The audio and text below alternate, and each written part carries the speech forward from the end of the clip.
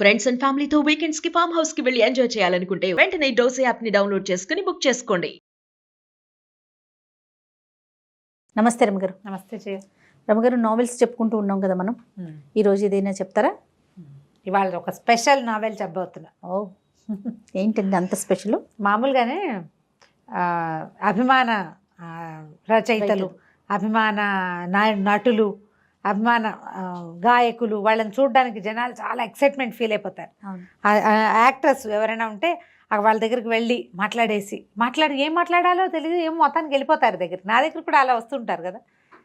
వీళ్ళకి అందులో ఏమిటో ఎక్సైట్మెంట్ నాకు ఎప్పుడూ అర్థమయ్యేది కాదు. ఏముంది, సినిమాలు చూస్తూనే ఉంటాం కదా, బయట విడిగా చూడటం వల్ల వాళ్ళతో మాట్లాడటం వల్ల వచ్చే ప్రయోజనం ఏమిటో నాకు ఏనాడు తెలిసేది కాదు. నాకు ఎప్పుడూ ఆశ్చర్యంగానే ఉండేది. ఎవరైనా నా దగ్గర కూడా అంత ఉత్సాహంగా వస్తే ఏమిటబ్బా పాపం వెళ్ళు అని అనిపిస్తుంది నాకు బాగా. అంటే కరెక్ట్ ఆ ఫీల్ ఏమిటో అనేది నాకు తెలీదు. దాన్ని నేను మొట్టమొదటిసారి అనుభవించాను జయ, ఫస్ట్ జీవితంలో. మామూలుగా నాకు బాలుగారు చాలా ఇష్టం, నీకు తెలుసు కదా. కానీ వారిని చూడాలని, ఎక్కడైనా ఇక్కడ ఉన్నారంటే పరిగెత్తుకుంటూ వెళ్ళిపో అలాంటి భావాలు కలగల. ఈ మనం నావెల్స్ చెప్తున్న క్రమంలో మనం ఎద్దనపూడి సులోచనారాయణ గారివి చెప్పుకున్నాం, మాలతీ చంద్ర గారివి చెప్పుకున్నాం. నాకు ఎప్పటి నుంచో మల్లాది వెంకటకృష్ణమూర్తి గారివి చెప్పాలని కోరిక. అయితే వారిని ఎట్లా అప్రోచ్ అవ్వాలో తెలియలా. చాలా మంచి దారి, బలభద్రపాత్రుని రమణి గారు రైటర్, తెలుసు కదా. వారి ద్వారా మల్లాది గారి నెంబర్ దొరికింది నాకు. అంటే నేను ఆవిడ ఇచ్చారు, నేను పర్మిషన్ తీసుకోవటం కోసం ఆవిడ అడ్వైస్ తోటి మీరు మాట్లాడండి, అడగండి అంటే నేను ఫోన్ చేస్తానని చెప్పుంటారు. జీవితంలో మొదటిసారి జయ ఆయన నమస్కారం అమ్మా అనగానే గూస్ బంప్స్ వచ్చినాయి నాకు. ఓ సూపర్. నాకు ఎంత ఇష్టం అంటే ఆయన చాలా ఇష్టం. మొత్తం వారి నావెల్స్, వారి కథలు, చందమామ కథలు మంచివి, అంటే అపరాధ పరిశోధన టైప్ కూడా, క్రైమ్ స్టోరీస్ కూడా.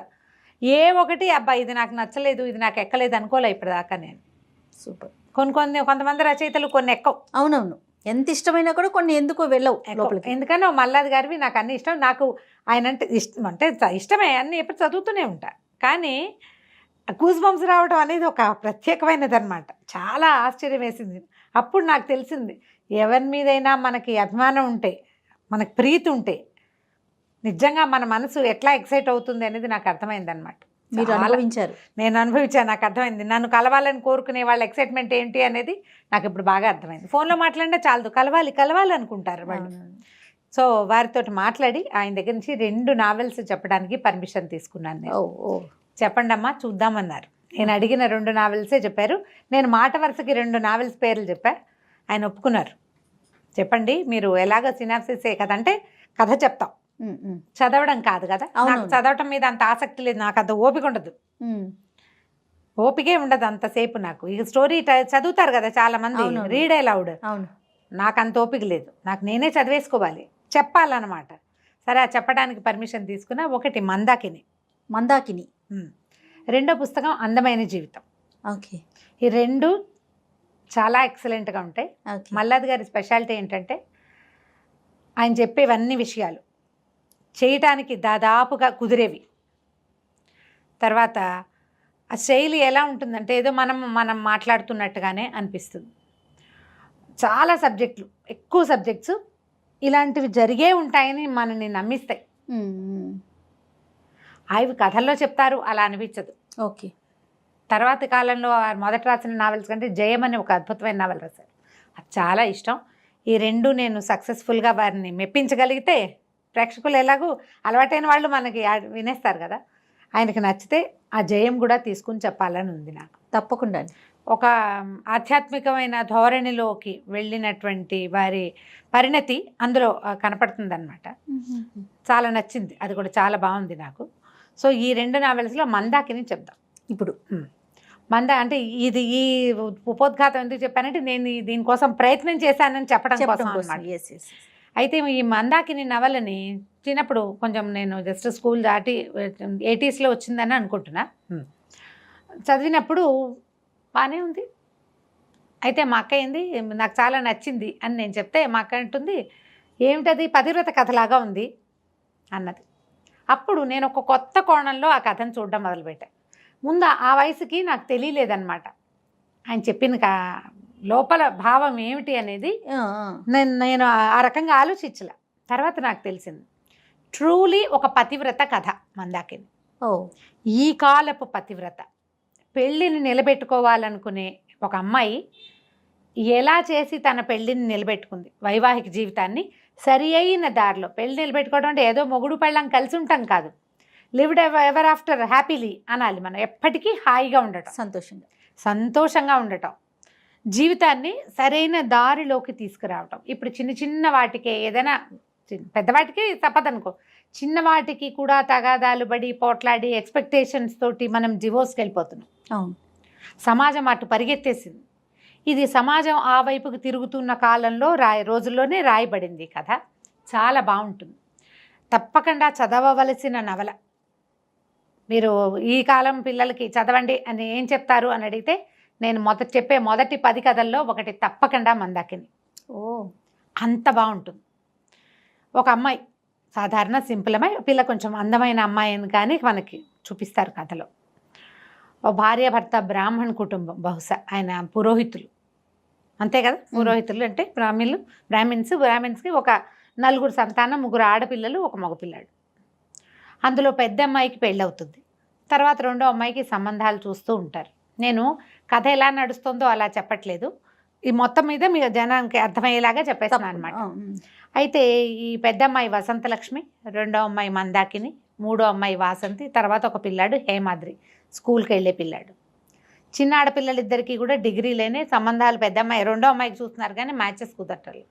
పెద్ద అమ్మాయి పెళ్ళి 4-5 సంవత్సరాలు అయ్యింది ఈ కథ నాటికి. ఓ 3 ఏళ్ల చంటి పిల్ల కూడా ఉంది. అయితే అమ్మ నాన్న సత్యనారాయణ వ్రతం చేసుకుంటుంటే పెద్ద అమ్మాయి ఇంటికి వస్తుంది, వసంతలక్ష్మి వస్తుంది, వసంత అంటారు.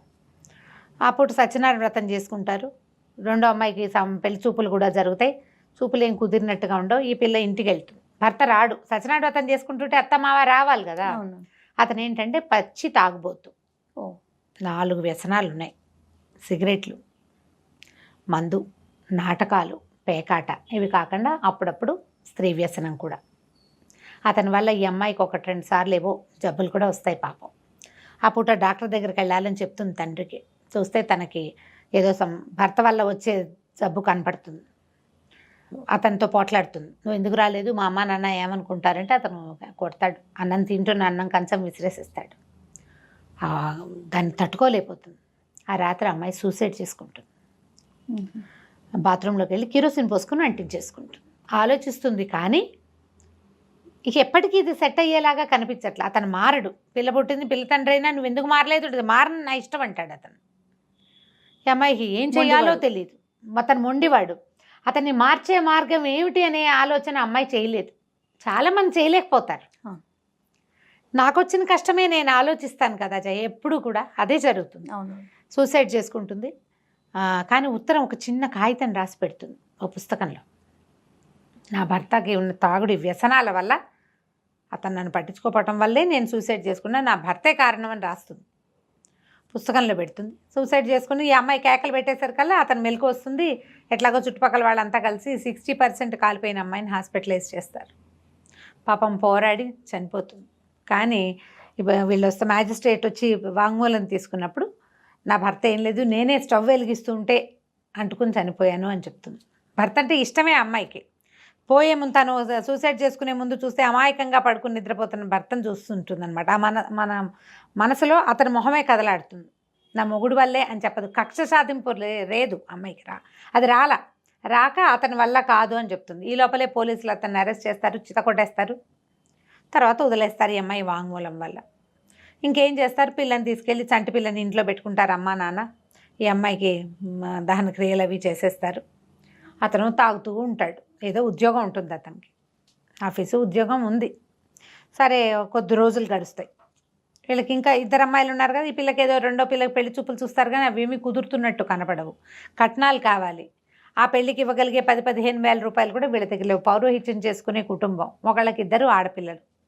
ఈ కొన్ని రోజులు గడిచేసరికల్లా మూడో అమ్మాయికి ఆల్రెడీ సంబంధం కుదిరే ఉంటుంది. పక్కన ఎవరో రూమ్లో అద్దెకుండే ఒక అబ్బాయి, అతనికి మంచి ఉద్యోగం ఉంది, ఇంజనీరు. ఈ పిల్లని చేసుకుంటానన్నాడు. ఆ చిన్నపిల్ల కొంచెం కలర్ తక్కువగానే యాక్టివ్గా ఉంటుంది.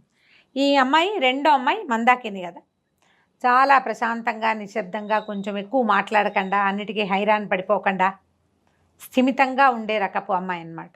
మ్యాచెస్ కుదరటం లేదు ఇంకా. సరే ఏమవుతుంది, ఈ వాసంతి మూడో అమ్మాయి, ఈ అమ్మాయి ఫ్రెండ్ ఏమో అదే పెళ్లి చేసుకుందాం అనుకున్నవాడు యోగీంద్ర. కొద్ది రోజులు గడిచాక ఈ మందాకినికి ఏం తెలుస్తుంటే చెల్లెలు కన్సీవ్ అయిపోయింది అని, నెల తప్పిందని చెప్తుంది. ఈ పెద్ద అమ్మాయికి పెళ్లి కాకుండా చిన్న అమ్మాయినేమో అతను చేసుకొని అంటాడు. కానీ పెద్దవాళ్ళకి చెప్పరు, వీళ్ళు ముగ్గురే మాట్లాడుకుంటారు. ఈ ఆడపిల్లలు ఇద్దరు యోగీంద్ర మాట్లాడుకుంటారు. నా పెళ్లి కాకుండా మీ వాళ్ళు పెళ్లి చేసుకుంటారంటే వాళ్ళ అమ్మ వాళ్ళు ఒప్పుకోరు. పెద్ద పిల్లకి కాకుండా చిన్నపిల్లకి చేయటం ఏమిటంటారు. పోనీ పెళ్ళి అయిపోయింది అనుకో, ఏదైనా చేసి పెళ్లి చేస్తే ఎలాంటి పరిస్థితులు వస్తాయో. దాంతో ఈ అమ్మాయి ఏం చేస్తుందంటే వాళ్ళ బావని పెళ్లి చేసుకోవడానికి డిసైడ్ చేసుకుంటుంది. భార్య చనిపోయి తిరుగుబోతనం ఉన్న నాటకాలు రాయుడు ఒక పిల్లకి తండ్రి, ఒక పిల్ల తండ్రి. సరే అతనికి ఫోన్ చేసి నేను పెళ్లి చేసుకుంటానని చెప్తాను. అతను వచ్చి ముహూర్తం పెట్టించండి అంటే తల్లిదండ్రి ఆశ్చర్యపోతారు. మనం కట్నాలు ఇవ్వలేకపోతున్నాం కాబట్టి పిల్ల ఇలాంటి నిర్ణయం తీసుకుంది అనుకుంటారు. వాళ్ళకి చెప్పదు ఈ పిల్ల కన్సీవ్ అయిన సంగతి. చెల్లెలకి తెలుసు తన కోసమే అక్క ఇట్లాంటి పని చేస్తుంది అని. సరే ఇంకేమవుతుంది, మెల్లిగా చూసుకుని చిన్న పిల్లాడు కూడా ఇష్టపడ్డు. దుర్మార్గుడు, వీడి వల్లే అక్కయ్య చచ్చిపోయిందను మరి సహజం కదా. చివరికి మొత్తానికి పెళ్లి చేసేసుకుంటారు. తండ్రి చేస్తాడు పెళ్లి, ముహూర్తం పెట్టించి పెళ్లి చేస్తాడు. ఈ పెళ్లి చేసుకున్న తర్వాత ఇక అమ్మాయి కాపురానికి వస్తుంది. ఆ అమ్మాయి ఇతన్ని ఎలా దారిలో పెట్టింది అనేదే ఈ మందాకిని కథ. మెల్లిగా భర్తను పరిశీలించడం మొదలు పెడుతుంది. అతని అలవాట్లు, ఎందుకు ఇంత వ్యసనపరత్వం ఉంది, ఏమిటి ఇతనికి అసలు ఏం కావాలి, ఒక్కొక్క దాని మీద అలా వర్కౌట్ చేయటం మొదలు పెడుతుంది అనమాట. అమ్మాయి తెలివిగలదని చెప్పుకున్నాం మొదటి. నిదానస్తురాలు, తెమకదు తొందరగా.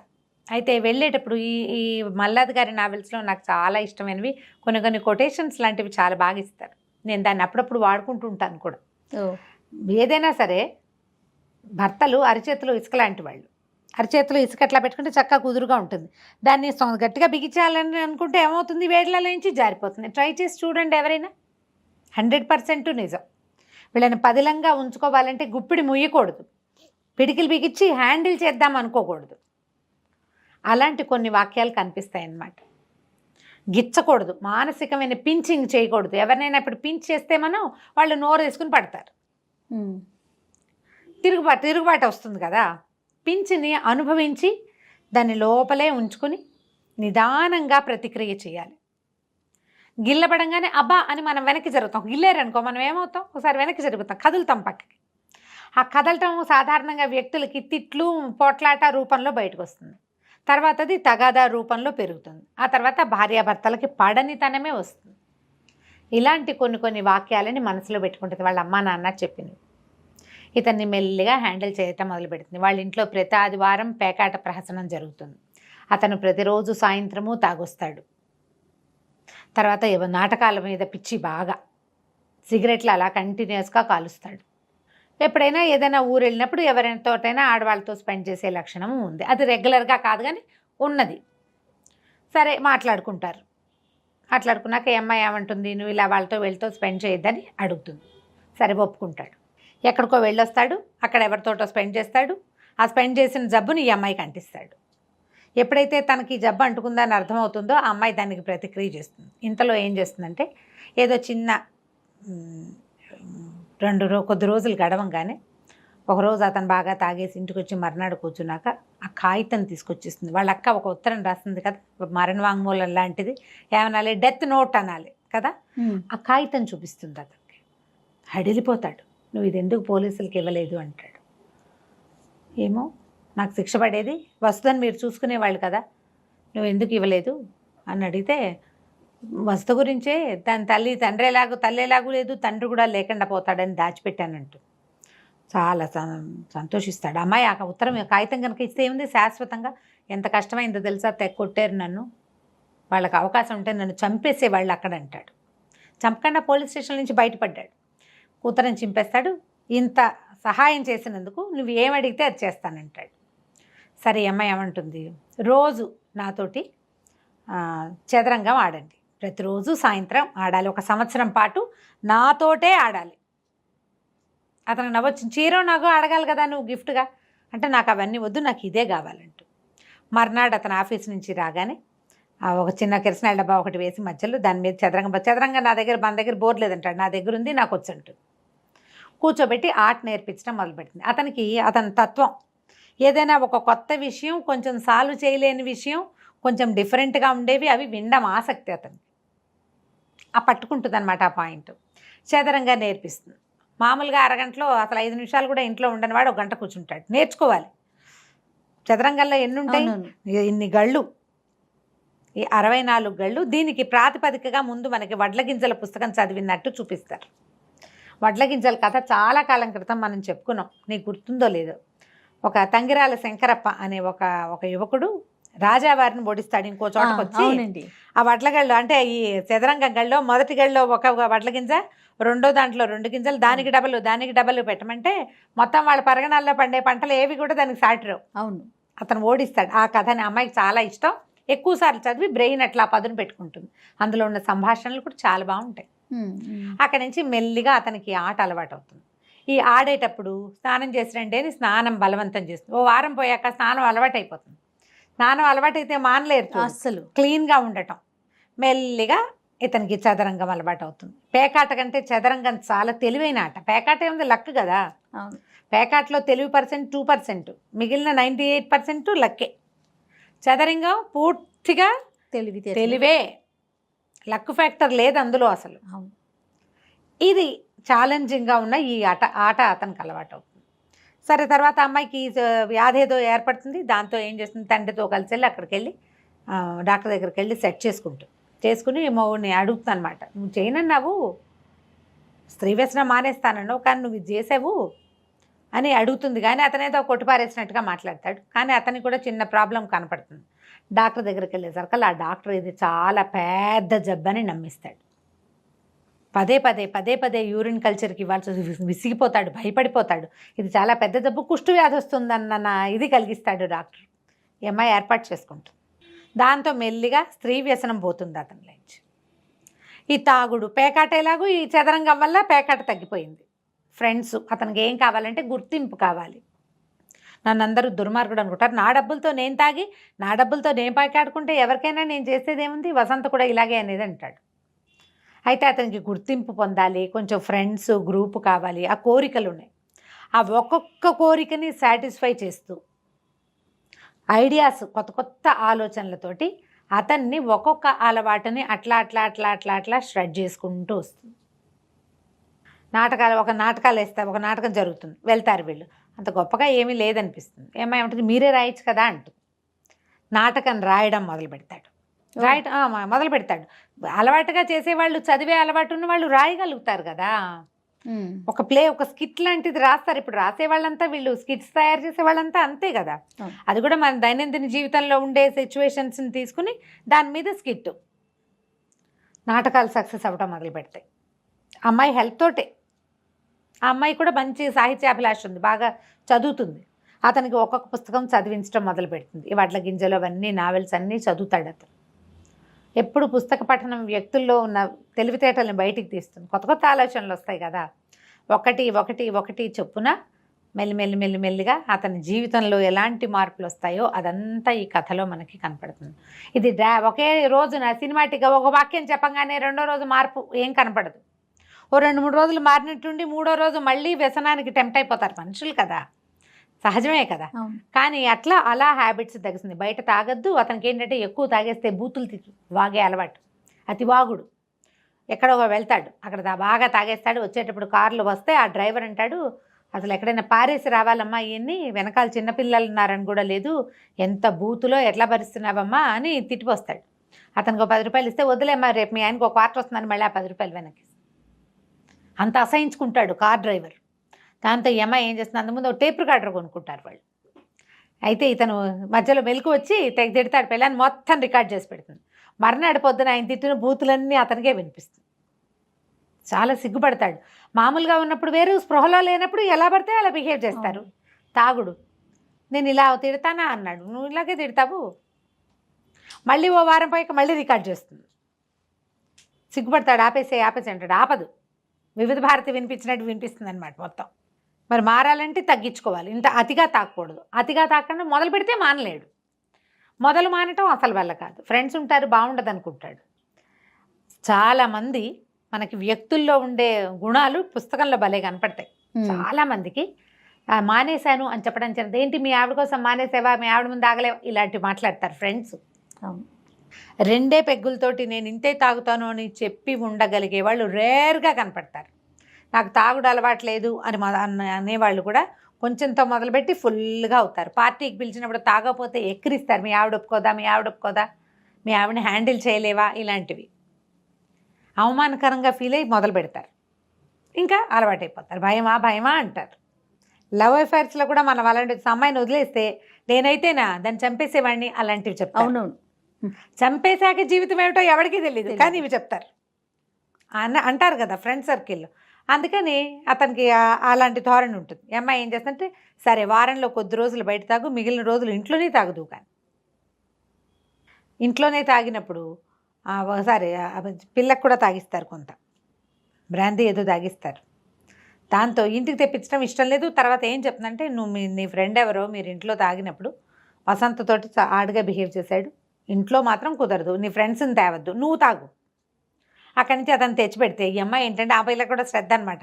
అతని దగ్గర ఏమేం బ్రాండ్స్ ఉన్నాయి, అతను ఏమేమి తాగుతాడు, దేనివల్ల ఏదవుతుంది, ఏది ఖరీదు, ఏది ఎక్కువ కిక్కిస్తుంది, అవన్నీ తెలుసుకుని జాగ్రత్తగా అతను తాగడానికి తీసుకుని బాటిల్ నుంచి కొంచెం తీసి పారబోసి నీళ్ళు పోసి పెట్టేయటం. ఇలా చేసి తాగుడిని కూడా మెల్లిగా తగ్గించుకొస్తుంది. అక్కడి నుంచి అతనికి ఎక్సైట్మెంట్ ఎక్కువ, అంటే కొంచెం కొత్తవి తెలుసుకోవటం మీద ఆసక్తి ఉంటుంది కదా.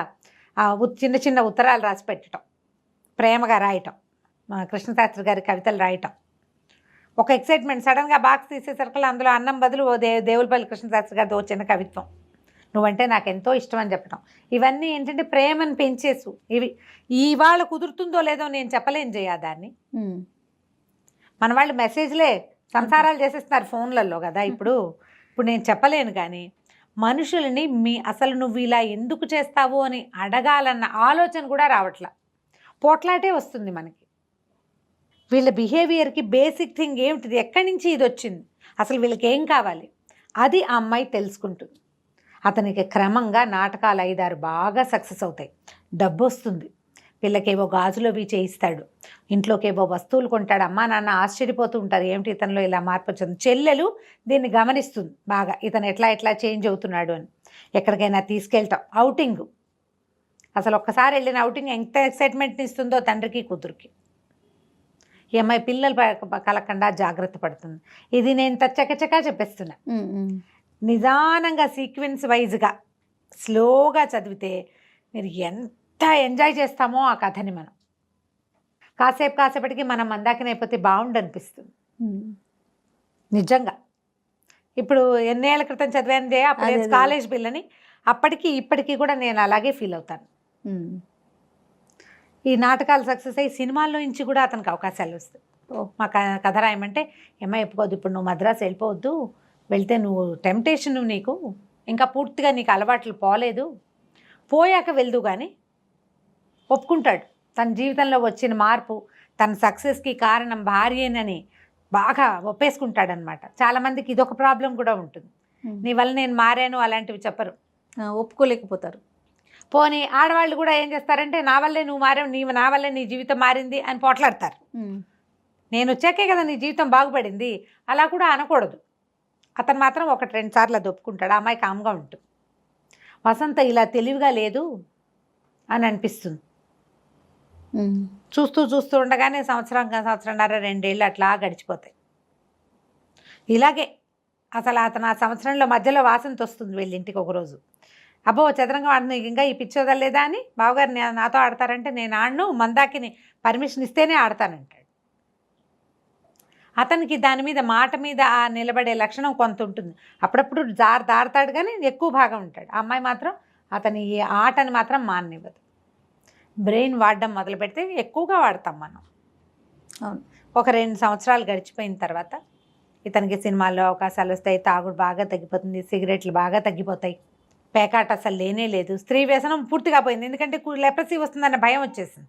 మధ్యలో ఒకసారి మొదటి పరిచయం అయిన అమ్మాయి ఈ 2 ఏళ్ళకి తర్వాత ఒకసారి కలుస్తారు. వాళ్ళు వెళ్తాడు టెంప్ట్ అయ్యి వెళ్తే అప్పుడు కాసేపు ఒక 5 నిమిషాలు మాట్లాడుకునేసరికల్లా వైజాగ్ వెళ్ళాను అని చెప్పాల్సి వస్తుంది. వైజాగ్ అనగానే అతనికి ఇది గుర్తొచ్చేస్తుంది. అమ్మో నాకు కుష్టి వస్తే అని వెనక్కి వచ్చేస్తాడు. ఇక వెళ్ళడనమాట, చాలా తగ్గిపోతుంది. క్రమంగా వీళ్ళు పూర్తి నార్మల్ లైఫ్లోకి, ఎప్పుడైనా సరే లైఫ్లో ఎక్సైట్మెంట్ తగ్గిందని అనిపించంగానే మళ్ళీ ఒక కొత్త ఎత్తు ఎత్తటం.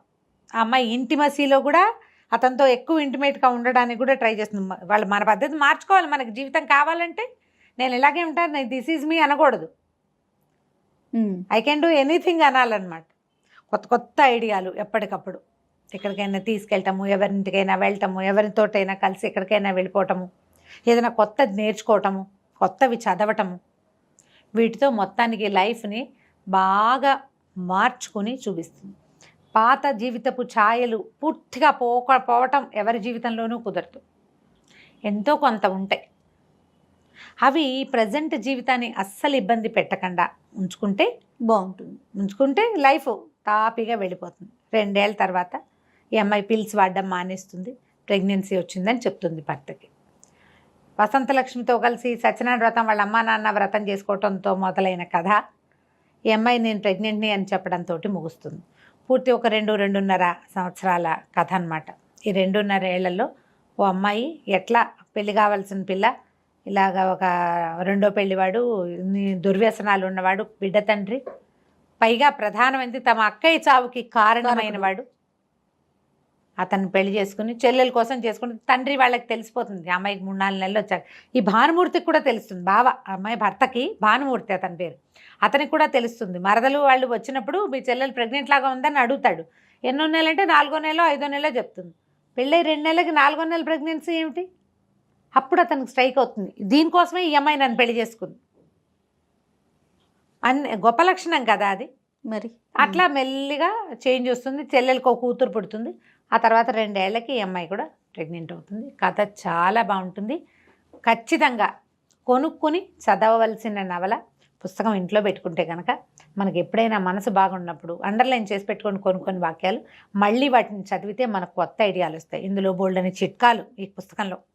దాక్షాయణి అని ఒక క్యారెక్టర్ వస్తుంది, భానుమూర్తి వాళ్ళ అమ్మ. ఆవిడ వచ్చి ఈ పాలు పొంగిపోకుండా ఉండాలంటే ఏం చేయాలి, గుండు సూదులు కింద పడితే ఏం చేయాలి, అలా చిన్న చిట్కాలు చెప్పిస్తారు.